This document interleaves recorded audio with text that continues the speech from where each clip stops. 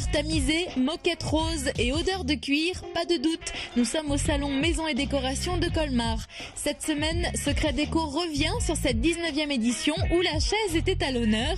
En 4 jours de salon, ce sont tous les passionnés de déco et les pros qui se sont rencontrés. Nous, on vous livre nos coups de cœur et des zooms sur les nouveautés dans la région. Nous sortirons aussi du salon pour réaliser des rideaux à œillets dans la rubrique huile de coude et transformer la malle de votre grand-mère en objet déco grâce au savoir-faire du musée du bagage à Haguenau. C'est bien, les gentleman designers sont au boulot. Clément, Julien, il y a un gros carton sur tout ce qui est meubles industriels, j'ai l'impression. Ouais, c'est vrai que c'est une mode depuis quelques années là et tout le monde veut son armoire industrielle dans son entrée, dans sa cuisine.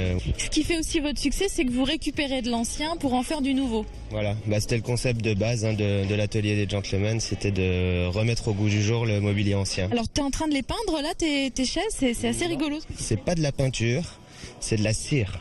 Comme de la cire pour le bois, sauf que là c'est de la cire pour la ferronnerie. Et donc c'est ce que tu utilises pour retaper ce genre d'armoire? Les armoires, oui, c'est ce que j'utilise. Et du coup ça garde vraiment la patine, tous les petites aspérités, les défauts, les différentes teintes. Et il y a aussi de création. Eh ben, depuis peu, effectivement, on s'est mis à créer et imaginer du mobilier.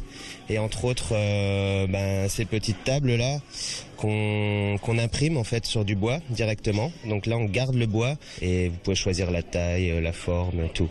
Et on est toujours dans cet esprit vintage. Vous avez réussi, malgré que ce soit une création, à garder un esprit vintage. Ouais, là, pour le coup, on a repris effectivement la forme des tables tripodes des années 50. Donc si vous avez des meubles anciens, des objets un peu désuets, mais auxquels vous tenez, les gentleman designers peuvent leur donner une deuxième vie. Il faut venir chez vous, le lieu est super sympa. En plus, c'est tout près de Strasbourg, dans une grange. Ouais. Vous pouvez venir quand vous voulez à l'atelier et on peut même vous donner des conseils si vous voulez le faire vous-même. On est là pour ça aussi, quoi. Et toujours des nouvelles créations. On n'a pas fini de se revoir. À bientôt. Ça marche, merci. Au revoir Caroline. Je continue ma balade.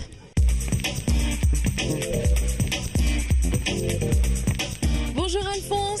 Alors en plus d'avoir des jolies collections de coussins, de tissus, de papier peint, vous faites des créations.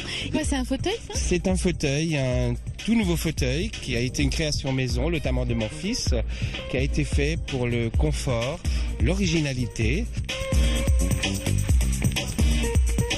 Alors en collection de coussins, ça c'est Jean-Paul Gaultier? C'est Jean-Paul Gaultier, c'est un nouveau produit qui vient de sortir.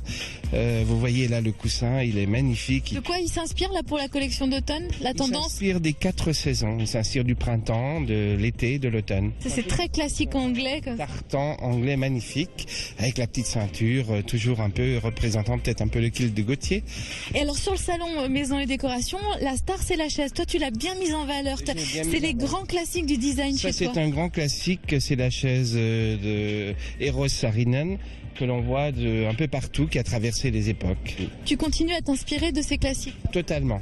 On passe là un peu chez Charles Ims, passe dans des chaises vintage aussi. Ça, c'est une chaise qui vient d'une grande maison, d'un grand étoilé qui s'appelle l'Auberge de Lille. Je pense que tout le monde connaît. Et tu l'as relooké? On l'a relooké complètement, on l'a transformé avec un tissu Hermès qui vient de sortir, qui est assorti au papier peint qui se trouve derrière nous, le beau papier peint. On est dans le orange, on est dans le vintage. C'est moi qui ai choisi le orange. Le retour du papier peint, moi j'aime bien ça. Ils sont beaux tes papiers peints. Les papiers peints, sont les miens, oui, mais c'est la maison Hermès qui les a créés. C'est rigolo ça. C'est très joli le papier peint avec des ceintures. Et on peut l'associer avec du contemporain, ça marche bien. Merci Alphonse. Au revoir. À bientôt. À bientôt. On quitte quelques instants le salon Maison et Décoration de Colmar pour se rendre au musée du bagage de Haguenau. Drôle de destination pour une émission déco, me direz-vous? Eh bien, pas tant que ça. Regardez.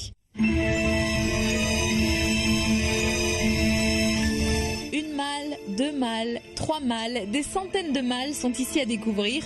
Mais c'est aussi ici que vous allez pouvoir faire transformer, comme moi, la malle de votre grand-mère en un objet déco au goût du jour. La transformation a lieu dans les ateliers de restauration du musée grâce au savoir-faire de l'équipe de Jean-Philippe.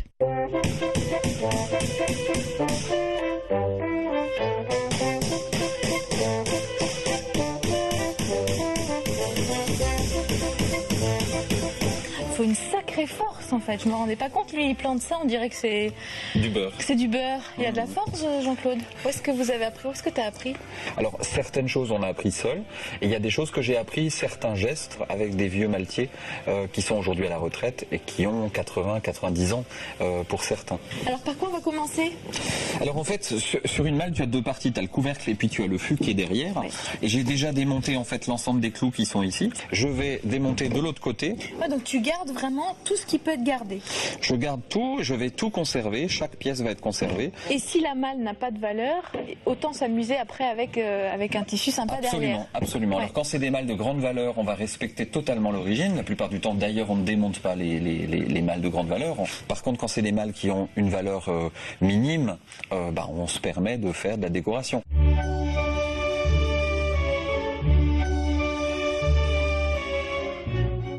Ici, on a pris un revêtement un peu particulier qui est brodé et qui permet de donner un effet relief. C'est hyper déco en fait. Voilà. De même que celle-ci qui est en autruche. Ça c'est de l'autruche? C'est de l'autruche et c'est pareil, c'est une interprétation. On en a fait des tables de nuit pour pouvoir ranger des éléments. Ouais. Et ça sert à l'origine, c'était une malle à chapeau.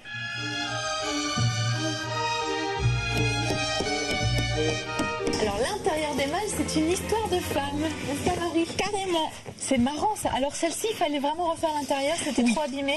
En plus, il y avait du papier. Donc en fait, il a été très sali et c'est difficile de le revoir bien propre. Donc on met un tissu. D'abord, on lave et puis ensuite on met en fait un tissu pour vraiment pouvoir mettre du linge. C'est marrant. Les hommes font la partie extérieure et toi, tu aimes bien faire l'intérieur. Ah ouais, Pourquoi? j'aime bien la partie tissu. Ouais.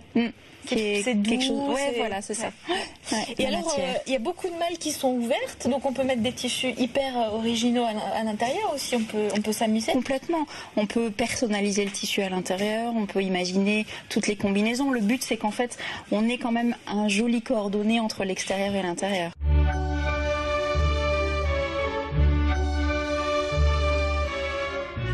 Et voilà, il a presque terminé Jean-Claude. Bon, ça a l'air facile comme ça, mais c'est quand même un sacré savoir-faire.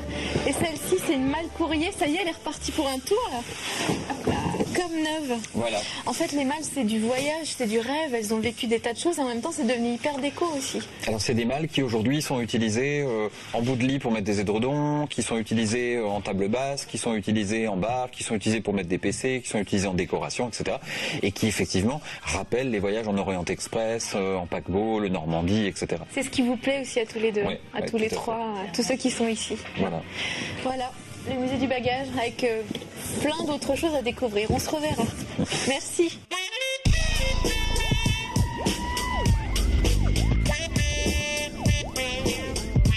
Quelles sont les tendances du côté de la cuisine? Bonjour Stéphane. Alors moi, c'est cette table qui m'a attirée. Elle est super épaisse. Et elle fait 8 cm. Elle est faite de bois massif, donc du noyer.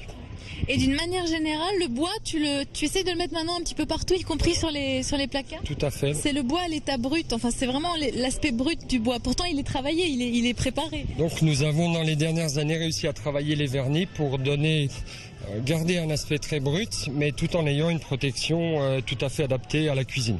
Et alors le plan de travail là, il est hyper original. Alors c'est naturel, c'est de la pierre naturelle. Donc la tendance est au noir et blanc, qui est une association quand même assez dure. Donc on a voulu, en association avec un verre blanc, donc c'est la façade que vous avez ici, trouver quelque chose d'un petit peu plus chaleureux avec plein de couleurs, mais qui sortent un peu de l'ordinaire. Donc on a cette pierre issue des roches volcaniques du Brésil. Alors si j'ai bien tout compris, on associe différents matériaux dans les cuisines, c'est ça ton conseil? Tout à fait, bien sûr. Voilà, et Stéphane, eh bien, son entreprise, elle est familiale, elle est dans le sud de l'Alsace, tout est fait en Alsace, tout est fait sur mesure à la main. Fait sur place, nous avons un showroom et nous avons également la fabrication qu'on peut visiter sans aucun souci, qui est juste à côté.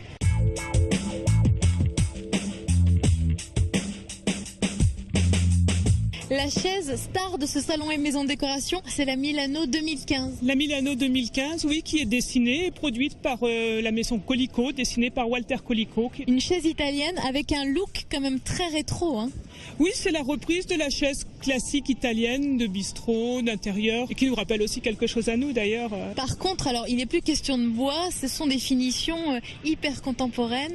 Il y a 10 coloris, 5 semi-transparents, polycarbonate, et 5 opaques, brillants, en nylon. On a du mal à choisir. Je pense qu'autour d'une table, il faut en mettre plusieurs de différents coloris, non? Qu'est-ce que t'en penses? Après, ça va dépendre de chaque intérieur. On est capable avec cette gamme de s'adapter vraiment à tous les intérieurs. On peut rester très classe avec que des transparentes autour même d'une table classique, ou on peut avoir une multitude de couleurs dans un endroit plus ludique, une cuisine ou un extérieur, parce que c'est aussi une chaise d'extérieur. Elle est aussi bien outdoor que indoor. Avant de se dire au revoir, on retrouve tout de suite Fanchon Grand sur les hauteurs de Turckheim qui nous apprend dans son atelier à réaliser des rideaux à œillets. C'est la rubrique huile de coude. Pour confectionner notre rideau à œillets, il nous faut des œillets, de la bande de renfort et votre plus joli tissu. On commence par coudre les ourlets sur les côtés. Ça va, ça c'est facile. Puis on réalise ensuite la tête de rideau. Pour cela, on sort les règles et on mesure une hauteur de 12 cm. C'est dans cette tête de rideau qu'on va glisser la bande de renfort. Une fois la tête du rideau cousue, on va tracer les marques où seront rivetés les œillets. Il faut compter entre 15 et 19 cm entre chaque œillet. Ensuite, il ne restera plus qu'à utiliser la machine infernale de Fanchon qui fera le reste du travail. Par contre, il faut un peu d'huile de coude. Voilà le résultat. Plutôt pas mal. Je suis assez contente. On est contente. Effectivement, il faut juste un peu d'huile de coude, de la force, mais sinon c'est pas bien compliqué. Et de toute façon, comme il faut une machine, on n'a pas le choix, on est obligé de venir chez toi pour le faire. Et oui. Tu fais des stages. Oui, alors j'ai un stage qui aura lieu en décembre, le 7 décembre. Et on passe un bon moment et on repart avec son rideau sur mesure. Voilà. Sur mesure. Et on fait une belle économie quand même, parce qu'à faire, c'est quand même... Ouais. Ça coûte encore très cher. Merci Fanchon. Merci Caroline. À bientôt. Au revoir.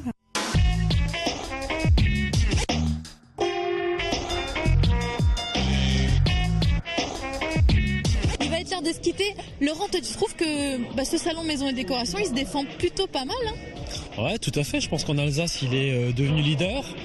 Chaque année, il est très innovant.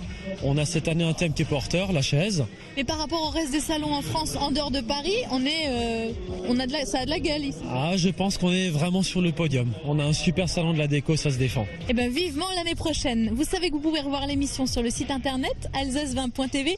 N'oubliez pas le blog secretdeco.blogspot.fr et je vous dis à la semaine prochaine pour une nouvelle émission. Salut!